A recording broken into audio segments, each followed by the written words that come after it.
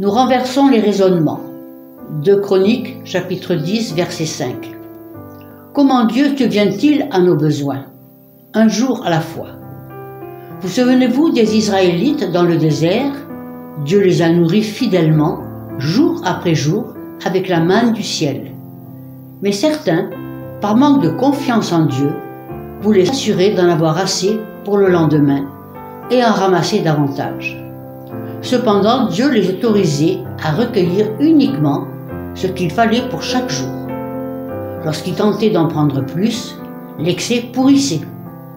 Comprenez ceci.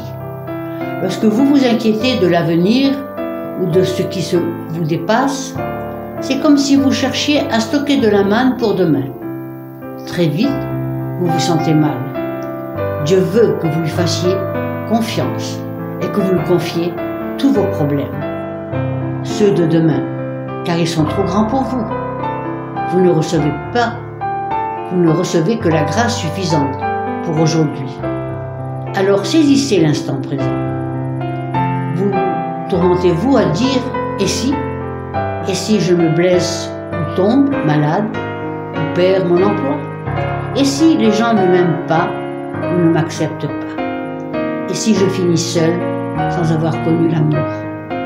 Et si je fais une grosse erreur pour n'avoir pas entendu Dieu? La Bible parle de raisonnement. En clair, vous imaginez le pire scénario. Paul dit de les renverser.